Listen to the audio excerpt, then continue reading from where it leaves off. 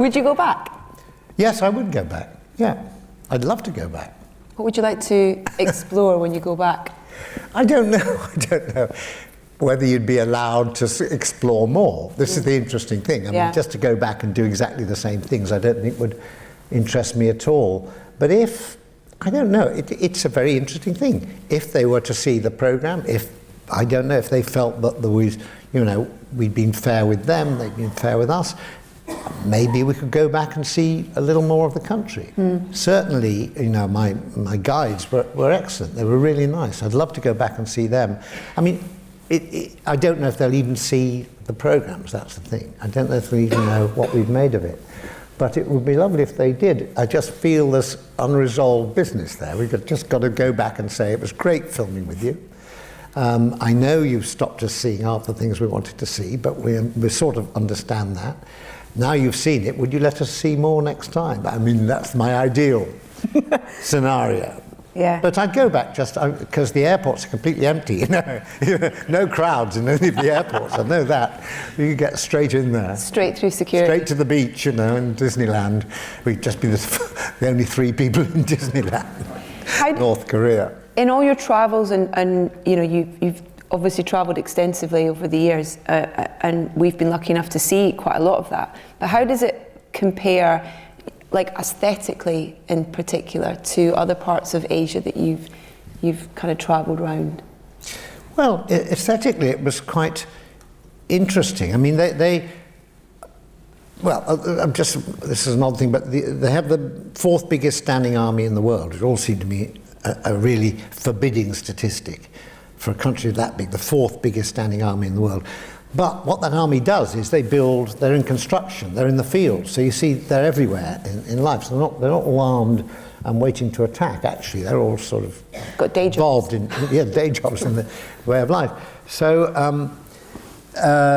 they can build quite extraordinary and quite attractive tower blocks in a year. The aesthetic is a very interesting one. They like primary colours as areas of, there's a lot of pink, a lot of flowers.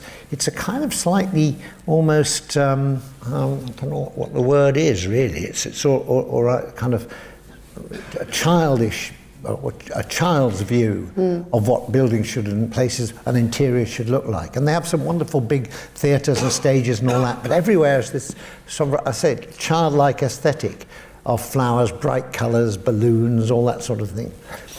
And I just wondered about that, whether that's part of the way the people are seen by the leaders, keep them in a state of sort of just enjoying themselves, happy as children of the fathers, which is how they see themselves. These are the great leaders are the fathers. And they, although they've died, they exist somehow, and this bond between them, the people and the fathers, is complete. So it's like, it's all a bit like parents and children. What was the most intimidating experience you had whilst you were there, would you say? I'm trying to think what the most intimidating experience was. I mean, I can't think of anything, any personal intimidation. Can you? Now, have I told you anything? No. Because I sometimes forget things. Sorry. We chatted about it before, so yeah. No, there's nothing really intimidating at all. It was confusing, and it was unfamiliar, and it was strange.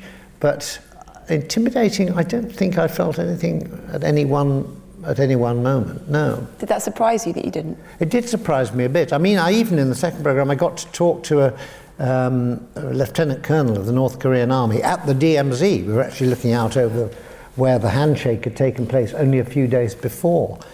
And he was quite a tough cookie. He was telling, the way the history is, that they fought against the Americans, they fought against everybody else, and they have survived, and this is what makes their country so strong. This tiny little country with no help at all, that's how he sees it, had survived against the world outside. But the fact I was able to talk to him, I thought he would have been a rather frightening figure. But actually, again, he was able to, we could have some dialogue together. And I think because he was high up in the army, he didn't mind me saying, look, the DMZ is a pretty miserable place. I would love to come back, because I said I'd been here before, but on the American side. And I said I'd love to come back in another 20 years and find that it's a park, you know, and there's a sort of a swimming pool and cafes and all that. And he said, yeah, that would be good too. So it's a little moment there of something less than sort of intimidation. Yeah. Thank you for your questions. We've got loads here actually, so we're going to try and get through some of them. This is possibly one of my favourite. It's had the most likes. What do you keep in your bag? Not telling. That's a very good question, actually, applicable to this, because usually in my bag I keep a guidebook, I keep a notebook, I keep a little tape recorder, all the things that you have to carry around with you if you're writing about where you've been. But actually in North Korea I wasn't allowed to have any of these things. I wasn't really allowed to have a notebook, and I certainly wasn't allowed to have a tape recorder. I could take photos, that was all right, and my camera, that was about all there was in it. But that was an interesting sort of aspect of their attitude to the rest of the world, which is that anything about their country has to be produced from within the country. So a map or a guidebook I could not bring in. A guidebook of North Korea they would confiscate. Same way they confiscate Bibles. Wow. That was it. I didn't know that to start with, because they did say to me at the frontier, do you have any Bibles with you? Do you have any Bibles? And I thought, oh God, perhaps I should have brought a few. Yes, yeah. I'm a good man, honestly. I just don't travel with the with the text. And of course, that would have been the wrong thing to say. 'Cause no Bibles. Bibles are immediately confiscated. They're very, very strictly atheistic. They don't like missionaries at all. And that's a very, people who go in there and try and convert the people. They're paranoid about that.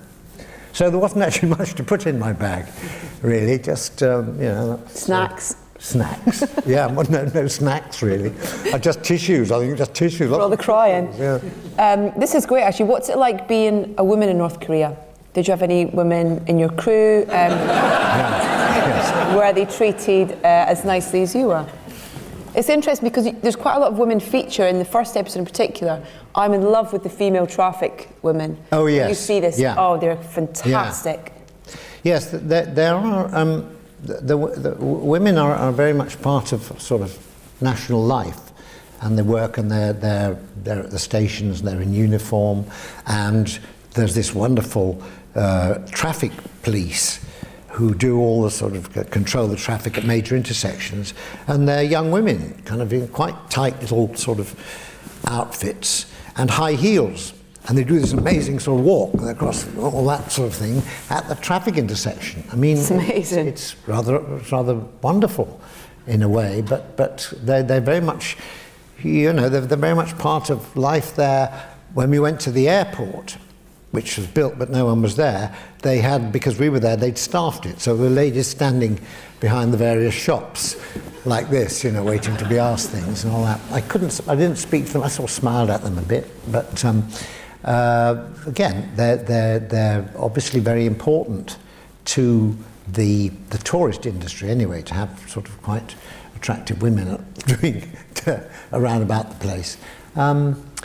Women in North Korea, I don't know a lot. I talked to Soo Young about this, and she said, for instance, she's 28 years old, she's quite bright, very bright, and she said, for instance, I have got to be married by the time I'm 30.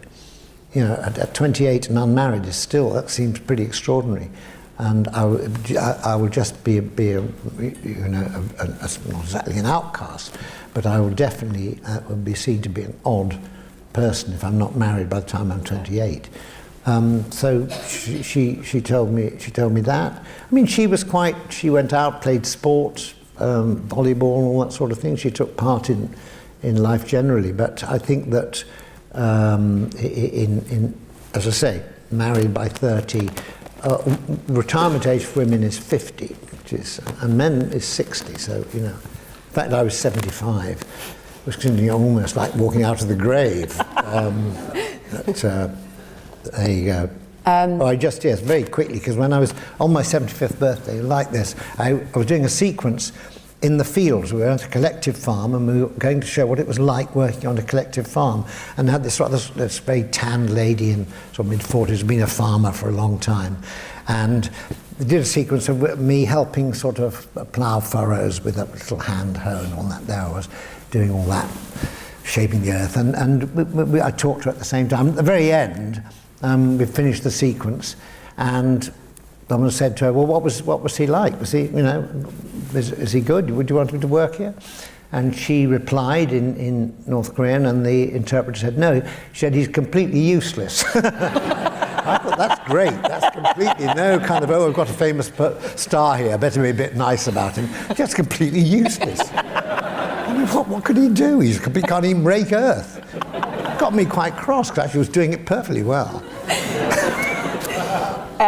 This had a lot of likes. Apparently all North Korean citizens are given a 5-litre beer voucher at the start of every month. What other amazing facts did you find out that have really stuck with you? Yes, I know the beer voucher. We had the beer. Well, all right, I'll tell you an amazing fact just about beer. That the big brewery in Pyongyang, the equipment is entirely from a brewery in Wiltshire in England. When Usher's Brewery went out of business, all the equipment was bought by the North Koreans, and they make a very, very nice beer with it. So, Wiltshire above the 38th parallel. Mm. Wow. Did you have to agree to any editorial sign-off from the North Korean authorities? Well, as we were filming, they wanted to look at what we'd shot. That's true, isn't it? Really. Yeah. I mean, at the end of every day, they would look at what we'd shot, and we would have to, we'd have to agree if they wanted changes. But they very rarely did. There were very, very few changes. And there was only one thing which they actually said, you cannot possibly show that, and it wasn't weapons or missiles or concentration camp or whatever. It was actually in a restaurant where they served these brown noodles, which are sort of rather slurpy to eat. And it was a very nice restaurant, and they were, showing me one of their sort of top gastronomic sort of treats, which is the brown noodles. But they stopped us filming because there was a table behind who were probably of the elite in North Korea, and they felt uncomfortable being on camera. So I think these might have been quite powerful people saying no, they didn't want to be filmed. That was the only time, am I right, Neil? Yeah. It was the only time they asked us to delete something. Yes. We didn't either. The only time they asked us to delete something, we didn't, did we? All right. Yes, Neil. Yeah. This is, now that you've returned to presenting travel programmes, 2012 the last time you did one? Yeah, Brazil. Mm. Where to next, and will it be with Channel 5? Well, no pressure. I'd love to work with Channel 5 again. We've had a very happy experience. They asked me to do it. They got the whole thing going. They sort of nursed me through it, and it's been a total joy working with them. Whether I do more travels, I don't know. I mean, I don't sort of. I'm freelance. I go wherever the people will give me the freedom to do an idea I want to do. I quite like to do some more travelling. I think about shorter travels, maybe, and I'd love to do them at Channel 5, but if someone else offers me more money, Only joking. The BBC come up with more money. I'm just reading the questions. Not much more, just a little more. Yeah. This is kind of good in terms of a TV question for our last question. Given the groundbreaking TV you have made over the decades, what do you make of the claims that streaming networks like Netflix give more creative license to creators than traditional broadcasters? Oh, that's not the heavy one. I don't really know. I just think. Well, I think the more programs that are made, the more opportunities there are for people to do interesting creative work. That's the main thing. Just that people's imaginations, whoever they are, wherever they are, if these can be channeled to produce something, to delight or inform or entertain, the more chances you have to do that, the better. Yeah. Brilliant. Thank you so much for your time. Round of applause for the fabulous.